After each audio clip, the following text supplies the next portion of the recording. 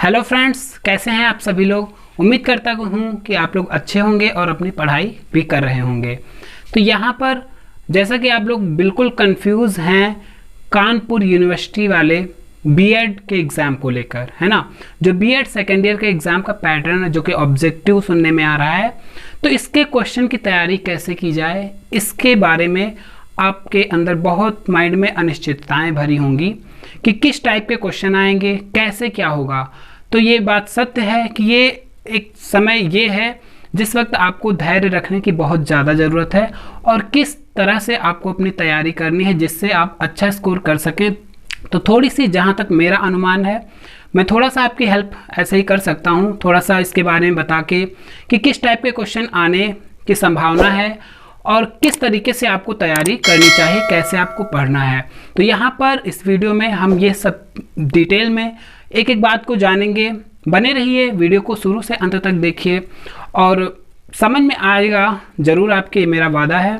तो चलिए समझते हैं फ्रेंड्स। यहाँ पर देखिए, पहली बात तो टाइम जो आपका है, टाइम इस बार 2 घंटे रखा गया है। ऐसे 3 घंटे का टाइम होता था, 2 घंटे यहाँ पर टाइम रखा गया है।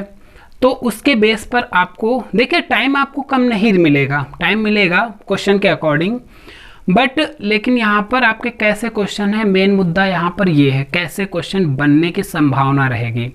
तो चलिए थोड़ा सा यहाँ पर हम पैटर्न आपके लिए लेकर आए हैं, जैसे कि आपको बोर्ड पर दिख रहा है किस टाइप के क्वेश्चन बन सकते हैं, किस टाइप के। मेन चीज क्वेश्चन, बात क्वेश्चन की नहीं होती है, बात होती है मेन ऑप्शन की, कैसे ऑप्शन दिए जाएंगे आपको कंफ्यूज करने के लिए। क्वेश्चन तो सभी बना देंगे बहुत ही इजीली, लेकिन ऑप्शन कैसे बनेंगे ये तो समझ लीजिए पहली बात। तो चलिए देखिए, यहाँ पर थोड़े से जो फर्स्ट पेपर है उसके बेस पर हमने थोड़ा सा एक टॉपिक लिया है जो वैदिक कालीन शिक्षा है ना, और या फिर बौद्ध शिक्षा, उससे 2-3 क्वेश्चन का एक पैटर्न बनाया है। और रही बात, अगर आप किसी से ये कह रहे हैं, ये मतलब उससे उम्मीद लगा रहे हैं कि वो आपको सारे सिलेबस से क्वेश्चन प्रोवाइड कर दे, तो शायद ही ऐसा कोई कर पाए, क्योंकि टाइम बहुत कम बचा हुआ है और आपको आपसे बेहतर कोई नहीं जानता। आप खुद अपने आप को एनालिसिस कीजिए और खुद क्वेश्चन को समझिए। बस मैं यहाँ पर ये बताने आया हूँ किस टाइप के क्वेश्चन बन सकते हैं, तो उससे आपके माइंड में एक कंसेप्ट बनेगा कि कैसे क्वेश्चन यहाँ पर बनाए जा सकते हैं और आपको कैसे बहुत सतर्कता से उत्तर इनका देना होगा। तो चलिए यहाँ पर देखेंगे, बने रहिए। चैनल को सब्सक्राइब नहीं किया है तो सब्सक्राइब करके बेल आइकन को प्रेस कर लीजिए ताकि कोई भी वीडियो हम आपको प्रोवाइड करें तो नोटिफिकेशन आपको सबसे पहले मिल सके। तो चलिए यहाँ पर फर्स्ट पेपर के कुछ क्वेश्चन, यहाँ पर कुछ नहीं गिने चुने क्वेश्चन है, एक पैटर्न आपको बताने के लिए हमने ऐसा किया है जैसा कि आपने कमेंट बॉक्स में कहा था। तो देखिए यहाँ पर पहला क्वेश्चन, देखिए हमने क्वेश्चन बनाया है वैदिक कालीन शिक्षा किस प्रकार की थी, किस प्रकार की थी। ऑप्शन डिपेंड करेगा इस पर, मौखिक, लिखित, इनमें से दोनों या इनमें से कोई नहीं। तो यहां पर देखिए किस टाइप की शिक्षा थी, मौखिक थी, लिखित थी, या फिर दोनों थी, या फिर इनमें से कोई नहीं थी। तो देखिए जो वैदिक कालीन शिक्षा थी, आप कैसे उसको पढ़ रहे हैं, बात यह है जब वैदिक कालीन आप शिक्षा पढ़ेंगे आपके सिलेबस में जैसा कि है, तो इसमें सब कुछ नहीं पढ़ना है, आप मेन पॉइंट्स आप खुद पढ़िए।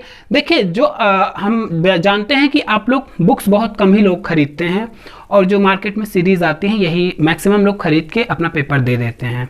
तो चलिए वही सही, लेकिन उसको ध्यान से पढ़िए। क्वेश्चन ऐसे एक्सप्लेनेशन से आते थे, है ना, एक्सप्लेन करना होता था। तो यहाँ पर बहुत ही एक एक बात को ध्यान से समझ लीजिएगा, ठीक है, समझ लीजिएगा कि मैं किस तरह से बता रहा हूं। तो वैदिक कालीन, देखिए शिक्षा उस समय कैसी थी। पहली बात तो जैसे क्वेश्चन बन सकते हैं कि उनके जब वो मतलब वहां शिक्षा के केंद्रों के नाम क्या थे। वैदिक कालीन शिक्षा में अलग नाम थे, है ना, बौद्ध कालीन शिक्षा में अलग नाम थे। तो इनको ऑप्शन में कैसे यहाँ पर दिया गया है, मतलब हमने क्वेश्चन बनाया है। तो चलिए क्वेश्चन के बेस पर समझ लें आपका बिना टाइम वेस्ट किए। वैदिक कालीन शिक्षा, जैसा कि हमने बताया, वैदिक कालीन शिक्षा कैसी थी, मौखिक शिक्षा होती थी। उस समय लिखने का कोई साधन नहीं था, मुख्य रूप से मुख के द्वारा, मतलब मौखिक शिक्षा कौन सी होती है, जो बोलकर बताई जाए, है ना, वो तो आप समझ रहे होंगे। तो दोनों तो थी नहीं, मतलब ऑप्शन ऐसे बना सकते हैं अब ऑप्शन कौन से बना सकते हैं, एक बौद्धकालीन शिक्षा का ऑप्शन रख सकते हैं या उसकी भाषा के बारे में भी पूछ सकते हैं, है ना। तो वैदिक कालीन शिक्षा जैसे कि आपको पता है संस्कृत भाषा में, है ना, एक ऑप्शन आपको दे सकता है पाली भाषा, फिर प्राकृत भाषा, है ना, या फारसी, उर्दू। मतलब उस समय के जो वैदिक कालीन शिक्षा, मुस्लिम कालीन शिक्षा, ये शिक्षाएं थी, उन चारों के ऑप्शन आपको सामने रखे हुए मिलेंगे ऐसे। तो आपको उनमें कंफ्यूज करने के लिए ऐसा किया जाएगा कि आप कोई गलती कब करें। तो मेन चीज ऑप्शन ये देखकर करना होता है, बात क्वेश्चन की नहीं, उससे ज्यादा इंपॉर्टेंट ऑप्शन होता है कि कैसे किस ऑप्शन को हम एनालिसिस करें। तो ठीक है, यहां पर वैदिक कालीन शिक्षा की बात हो गई। उम्र पूछी जा सकती है कि इस मतलब चाहे वो वैदिक कालीन हो या मुस्लिम कालीन हो या फिर बौद्ध शिक्षा, सब में उम्र अलग अलग थी जैसा कि आपने पढ़ा होगा। और मैं एक बात फिर कह रहा हूं, आप लोग खुद जो नोट्स हैं या फिर जो आपने बुक ले रखी है या सीरीज ले रखी है उसमें खुद पढ़िए ध्यान से, और जो ऐसे खास खास पॉइंट हैं इनको नोट डाउन कर लीजिए, अंडरलाइन करके ऐसे इंडिकेट कर लीजिए। फिर लास्ट डे आपको उसको रिवाइज करना होता है, मेन पॉइंट, ठीक है। तो यहाँ पर हम शिक्षा की बात कर रहे हैं वैदिक कालीन। फिर जैसे अगला क्वेश्चन हमने बनाया है आपके लिए, वैदिक कालीन शिक्षा किस संस्कार से शुरू होती थी। जैसा कि आपको पता होगा हर मतलब उस काल में एक संस्कार होता था शिक्षा के स्टार्ट होने का, है ना।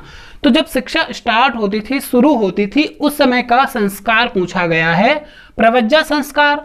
अब ऑप्शन ध्यान से देख लीजिए, प्रवज्जा संस्कार, उपनयन संस्कार, बिस्मिल्लाह संस्कार, या फिर इनमें से कोई नहीं। तो देखिए हमने ऑप्शन क्यों ऐसे रखे, आप पढ़ के सारा कुछ जाएंगे, ठीक है, लेकिन उसमें आपको वहां पर ये भूलने लगेंगे आप लोग कि बौद्ध शिक्षा में क्या संस्कार होता था, वैदिक में क्या संस्कार होता था।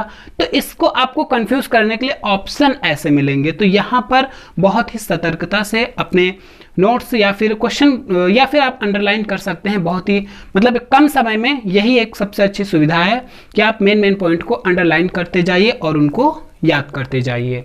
तो यहाँ पर वैदिक कालीन शिक्षा कैसी थी, मतलब उसमें संस्कार कौन सा, किस संस्कार से शुरू होती थी शिक्षा। तो यहाँ पर देखिए जो प्रवज्जा संस्कार है, कहीं कहीं प्रवज्या या कहीं कहीं प्रवज्जा लिखा मिलेगा, उसमें क्या संस्कार, वो ये बौद्धकालीन शिक्षा का संस्कार है ना, उससे संबंधित है। या ऐसे भी क्वेश्चन बना सकते हैं कि कौन सा संस्कार जो है वैदिक कालीन शिक्षा से संबंधित है या कौन सा संस्कार मुस्लिम कालीन से शिक्षा से संबंधित है। तो चारों संस्कार आपको दे देंगे, उसमें आपको करेक्ट आंसर चुनना होगा। ऐसे ही क्वेश्चन आपको 100% मिलेंगे, देखने को जरूर मिलेंगे। मैं कुछ क्वेश्चन के पैटर्न बता रहा हूं। उम्र पूछी जा सकती है यहाँ पर, है ना। अब यहाँ पर देखिए उपनयन संस्कार जो था ये किससे संबंधित था, वैदिक कालीन शिक्षा, और इसी संस्कार से यहाँ पर शिक्षा स्टार्ट करी जाती थी। बिस्मिल्लाह संस्कार, ये तो नाम से ही पता चल रहा है कि मुस्लिम कालीन शिक्षा थी, है ना, या इनमें से कोई नहीं, या और कोई भी संस्कार आपको दिए जा सकते हैं। नेक्स्ट, बौद्ध शिक्षा एवं ज्ञान के केंद्र माने जाते थे।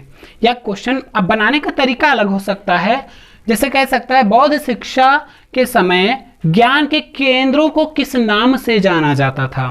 तो यहाँ पर गुरुकुल, विद्यालय, मठ या उपरिक्त सभी।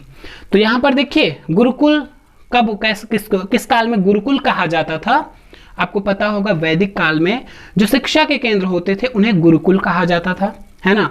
और विद्यालय तो प्रेजेंट टाइम में बोला जाता है, और जो मठ होते थे ये बौद्धकालीन शिक्षा के केंद्र होते थे। मतलब ऐसे एक क्वेश्चन का फॉर्मेट हमने बनाया है क्योंकि वो आपको कंफ्यूज करने के लिए ऐसे ही देंगे, ठीक है। यहाँ पर आपको मकतब, मदरसा भी दे सकते हैं जो कि मुस्लिम कालीन शिक्षा के केंद्र होते थे, है ना। अब नेक्स्ट क्वेश्चन हमने बनाया, मुस्लिम कालीन शिक्षा में प्राथमिक शिक्षा के केंद्र क्या कहलाते थे। तो प्राथमिक शिक्षा के केंद्र क्या कहलाते थे, देखिए यहाँ पर बहुत ही ध्यान से क्वेश्चन, सबसे पहला काम होता है क्वेश्चन को ध्यान से पढ़ना। जैसे मुस्लिम कालीन शिक्षा में शिक्षा के जो केंद्र होते थे, देखिए आज प्रेजेंट टाइम में एक होता है प्राइमरी स्टेज, एक अपर प्राइमरी, मतलब एक प्राथमिक और एक उच्च प्राथमिक होता था। प्राथमिक जिसे 5th क्लास तक बोलते हैं, और जो उच्च प्राथमिक होता है वो क्या होता है 6 to 8, है ना।